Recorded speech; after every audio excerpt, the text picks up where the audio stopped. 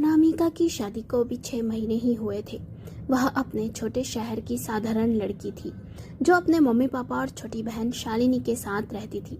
शादी के बाद वह अनमोल के बड़े परिवार में आई जहां सास ससुर जेठ जेठानी देवर ननंद दादी सभी रहते थे।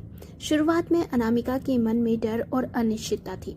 इतने सारे नए लोग, नए नियम, नए रिश्ते, सब कुछ उसे थोड़ा भारी लग रहा था।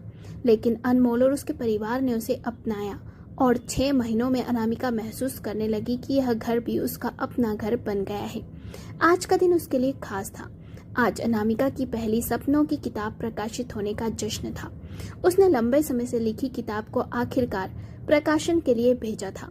किताब का नाम था रंग बिरंगी यादें, जिसमें उसने अपने अनुभव, भावनाएं, छोटे शहर की कहानियां लिखी थी। अनामिका का मन हल्का सा उदास था। वह सोच रही थी काश मम्मी और शालिनी यहाँ होती, यह खुशी उनके बिना अधूरी है। अनमोल ने उसकी उदासी देखी। उसने सोचा कि खुशी के इस मौके पर अनामिका को एक सरप्राइज देना चाहिए। थोड़ा इंतजार करो, अनमोल ने मुस्कुराते हुए मन ही मन कहा। ससुराल के सभी सदस्य, सास ससुर जेठानी और देवर इस योजना में शामिल थे। सास ने मीठे पकवान तैयार किए, ससुर ने फूलों की सजावट की जिम्मेदारी ली और जेठ जेठानी देवर ने कमरे को खूबसूरत गुब्बारों और लाइट से सजा दिया। दादी ने भी अनामिका के पसंदीदा पुराने गीत बजाने की योजना बनाई। थोड़ी देर बाद जब अनामिका कमरे में बैठी थी, अचानक कमरे की बत्ती बुझ गई। हल्की हल्की हंसी और पगों की आवाज आई। कौन है? अनामिका ने डरते हुए पूछा। ओपन आइज, एक मीठी सी आवाज आई। अनामिका पलटी और देखकर हैरान रह गई। उसके कमरे में उसकी मम्मी और बहन शालिनी खड़ी थी, मुस्कुराती हुई। तुम यहाँ कैसे? अनामिका की आंखों में खुशी की और आश्चर्य था।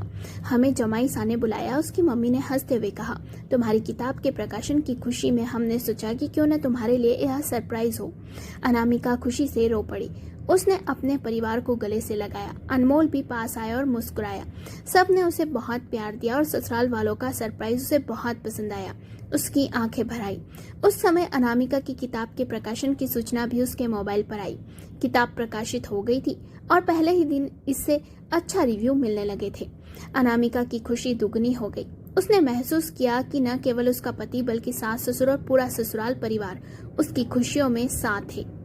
उस दिन अनामिका ने यह जाना कि अपनापन और प्यार सिर्फ घर तक सीमित नहीं होता। ससुराल और अपने घर का प्यार अलग रास्तों से ही सही, लेकिन हमेशा साथ होता है।